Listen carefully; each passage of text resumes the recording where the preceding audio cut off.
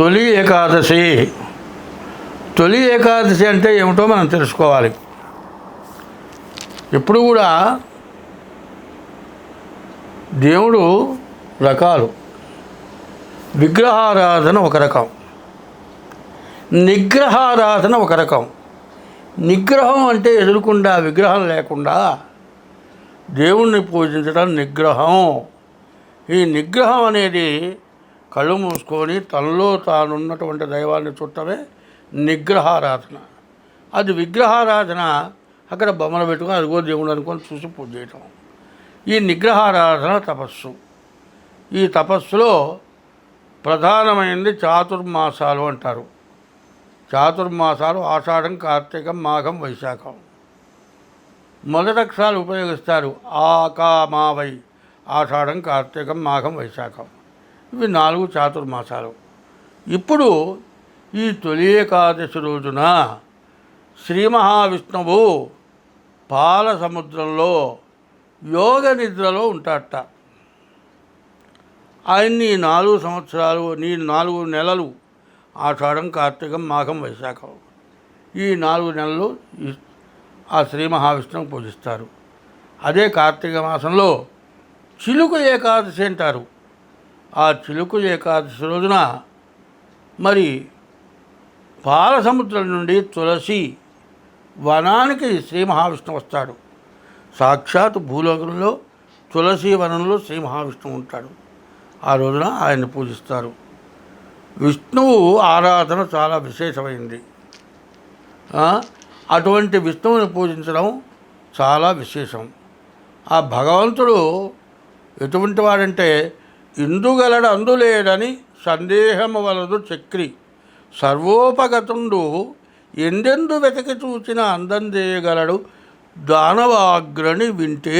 ప్రహ్లాదుడు హిరణ్యకశిపుడు చెప్పాడు, నీ దేవుడు ఎక్కడున్నాడు అంటే నీవు ఎక్కడ కావాలంటే అక్కడ ఉన్నాడు. ఈ స్తంభంలో ఉన్నాడా? ఉన్నాడు. ఒక తనుదిన దాంట్లో నుంచి వచ్చాడు. మరి ఆ విష్ణువుని పూజించినటువంటి ప్రహ్లాదుడు మరి హిరణ్యకశిపుణ్ణి విష్ణువు చేత, నరసింహ స్వామి చేత సంహరింపబడ్డా కూడా ఆయనకు మోక్షాన్ని ఇచ్చాడు. నారదుడు పరమ భాగవతోత్తముడు.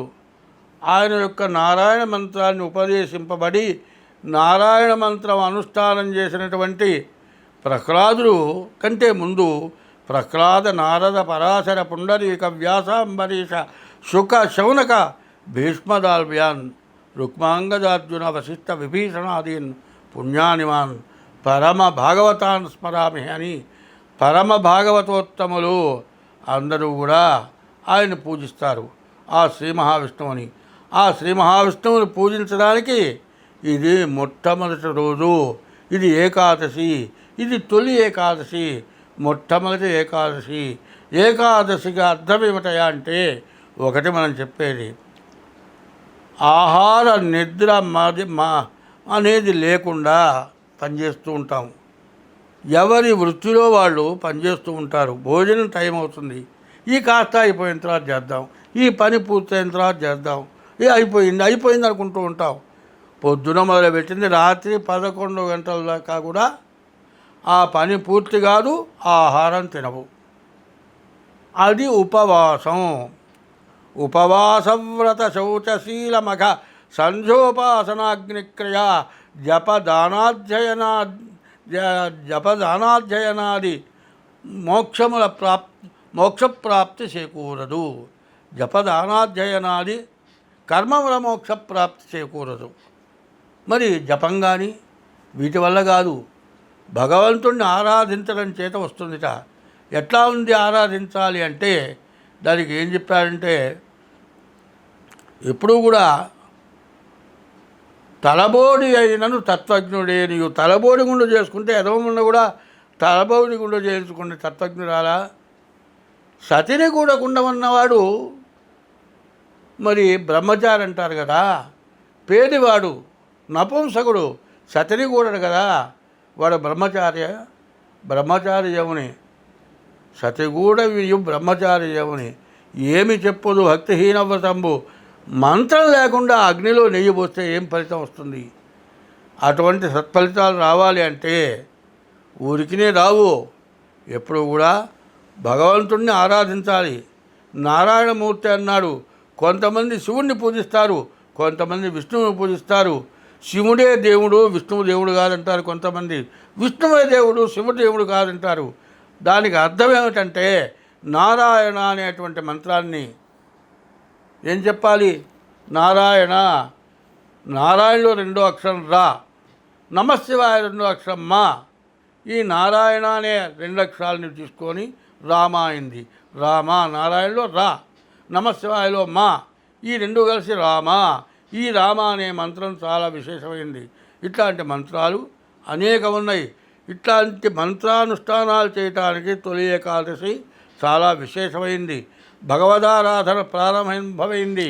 ఈ ఆషాఢమాసం వ్రతాలు, పూజలు, తపస్సులు వీటికి చాలా విశేషమైనటువంటి రోజులు కాబట్టి దీన్ని ఎవరైతే ఆచరిస్తారో, ఎవరైతే చేస్తారో వీళ్ళకి మోక్షం కలుగుతుందిట.